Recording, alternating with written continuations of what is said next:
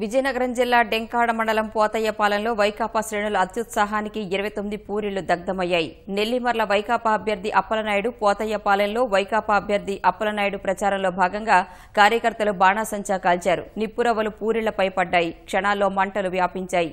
అగ్నిమాపక యంత్రాలు సంఘటనా స్థలానికి చేరుకునేలోపే కాలి బూడిదయ్యాయి. ఇళ్లలోని ధాన్యం, దుస్తులు, ఇంటి సామాన్లు కాలిపోయాయి. సుమారు 50 లక్షల రూపాయల వరకు ఆస్తి నష్టం సంభవించి ఉండొచ్చని అధికారులు భావిస్తున్నారు. కూలికెళ్తేనే గాని పూట గడవని తాము కట్టుబట్టలతో రోడ్డున పడ్డామని దినసరి కూలీలు వాపోయారు. మేము బయట కూర్చుని మసీలు మార్గం అని తల పోసుకుని బయట కూర్చున్నాం. ఒకసారిలో మామ ఇల్లు కాలిపోతుంది అంటున్నాను. కూరగాయలకి అంటున్నారు ఏమనుకున్నాను. బయటకు లాక్కొచ్చేసారు చేయించుకుని. అప్పటికే ఒక నిమిషం పట్టలేదు. మీరు వచ్చిన నిమిషం పట్ల కాలిపోతాయి.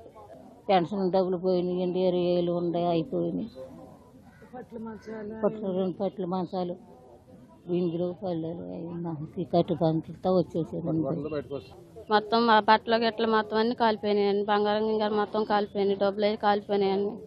ప్రస్తుతం మాకు ఉంటాకు కూడా దారి లేదండి. ఇక నా ఇంట్లో 10,000 రూపాయలు ఉన్నాయండి. అవి కూడా కాలిపోయినాయి. మా ఆవిడ బంగారం కూడా కాలిపోయిందండి. ఆ ఇంట్లో 30,000 క్యాష్ను 3 కాసులు బంగారం అండి. మొత్తం కాలిపోయినాయి. ఏమి లేవండి. బట్టలు కూడా వేసుకుంటే కూడా ఏమి లేవండి. మాకు కట్టుబట్టలతో ఉన్నామండి. ర్యాలీకి వెళ్ళాను. ఈ లోపల ఫోన్ చేసి ఇల్లు కాలిపోతున్నాయి అన్నారు. మరి ఈ లోపల ఎవరు కొనుక్కోండి అంటేనే దాని వేసి ఇల్లు కాలిపోతున్నాయి సార్. డబ్బులు బంగారం గట్రా ఉన్నాయని పరిగెత్తుకుని వెళ్ళాను. డబ్బులు బంగారం అన్న 30,000 అన్న.